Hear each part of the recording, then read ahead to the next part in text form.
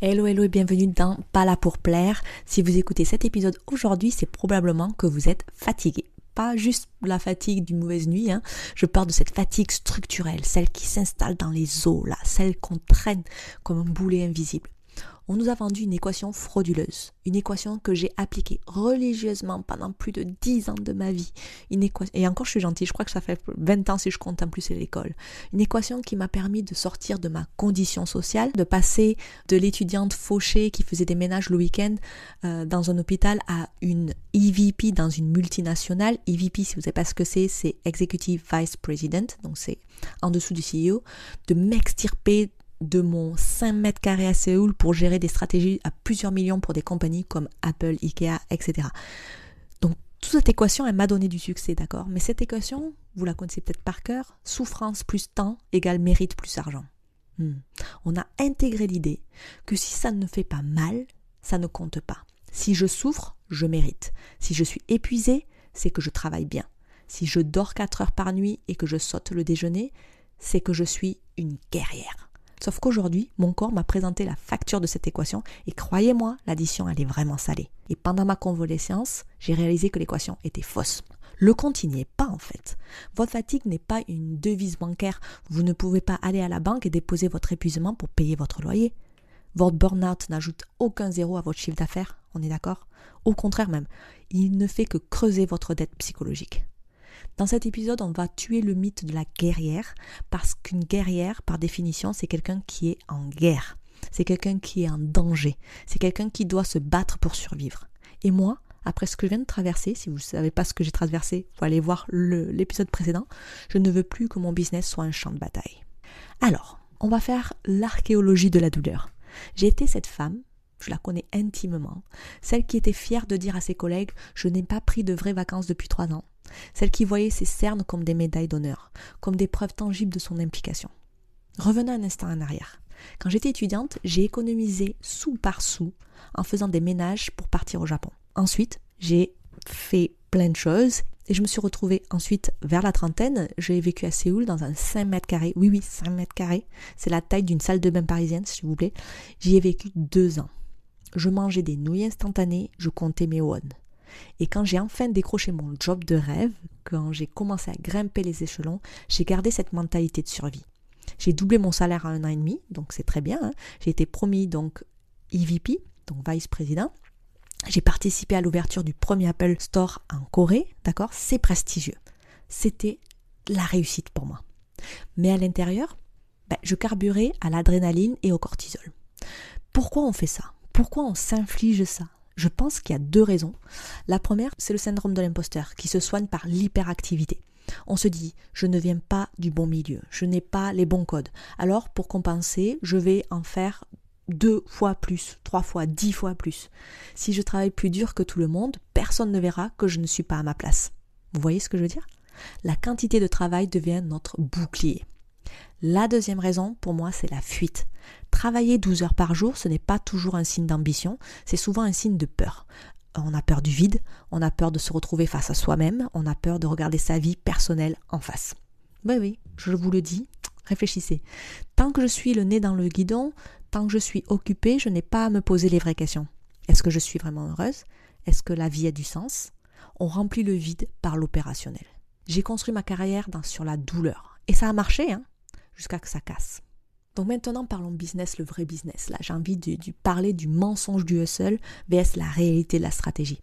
J'ai travaillé avec des dirigeants de très très haut niveau quand j'étais en corporate. J'ai vu les coulisses des boîtes comme Apple, comme Philip Morris, c'est ceux qui font les Marlboro, Adobe. Et je vais vous dire un secret là-dessus. Les vrais CEO, ceux qui durent, ceux qui construisent des empires pérennes, ils ne sont pas dans le hustle permanent. Non. Ils sont dans la décision. Il y a une différence fondamentale entre le mouvement et l'avancement. Le hustle, la culture du charbonnage, c'est comme ramer le plus fort possible dans une barque à contre-courant. Vous transpirez, vous avez mal au bras, vous avez l'impression de faire un effort surhumain, donc vous vous dites « j'avance ». Mais si vous levez la tête, vous êtes toujours au même endroit. Vous êtes juste épuisé à lutter contre le courant. Et donc la stratégie là-dedans, c'est quoi ? C'est prendre le temps de s'arrêter de ramer, c'est observer le vent, c'est construire une voile, c'est installer un gouvernail et une fois que c'est fait, le bateau, il avance porté par le vent. Ça demande de l'intelligence, pas de la force brute. Et mon erreur là-dedans, et celle de beaucoup d'entrepreneurs qui m'écoutent, je pense, a été de confondre les deux. Jusqu'aux événements brutaux qui me sont arrivés en début d'année, mon business était basé sur le mouvement perpétuel. C'était moi le moteur. Je pédalais pour que la lumière reste allumée sur Instagram, je pédalais pour que les clients soient contents. Je me disais, je suis libre, je suis à mon compte, mon business respecte mon rythme, je peux partir quand j'ai envie. Foutaise, j'étais l'ouvrière de mon propre chantier. Aujourd'hui, je suis physiquement incapable de pédaler, je me reconstruis, mon énergie est limitée. Et c'est paradoxalement la meilleure chose qui pouvait m'arriver du point de vue de mon business. Pas pour le reste, parce que ça m'oblige à arrêter de ramer et à enfin construire ce maudit moteur que j'ai pas vraiment... j'ai un peu les plans, mais j'ai jamais pris le temps de le faire. C'est ça le cœur du concept 5 Hour CEO que je lance. Ce n'est pas travailler moins pour le plaisir de ne rien faire et de siroter des cocktails sur la plage, c'est travailler moins par nécessité vitale, c'est passer de l'exécutante épuisée à l'architecte de sa vie et de vraiment profiter du moment présent. Attention, donc là j'ai envie de parler quelque chose, une réalité que... il y a une réalité que vous devez entendre en plus de tout ça, tout ce que je vais vous dire aujourd'hui, même s'il est un peu brutal, mettez ça sur un post-it s'il vous plaît. Le marché se fiche de votre fatigue et l'argent n'a pas d'émotion. Marquez ça en gros. Vos clients ne vous paient pas pour votre effort. Ils ne vous paient pas pour vos heures de souffrance. Ils vous paient pour la valeur que vous leur apportez. Ils vous paient pour la transformation, pour ce que vous changez dans leur vie. Si vous êtes capable de résoudre leurs problèmes en 30 minutes grâce à un fichier Excel automatisé que vous avez créé, est-ce que vous valez moins cher que celle qui met 3 jours à le faire à la main en suant sang et eau? Non. En réalité, vous valez même plus cher parce que vous leur faites gagner du temps. Vous êtes plus fiable et il y a moins d'erreurs humaines. Voyez le truc? Alors pourquoi s'obstine-t-on à faire compliqué?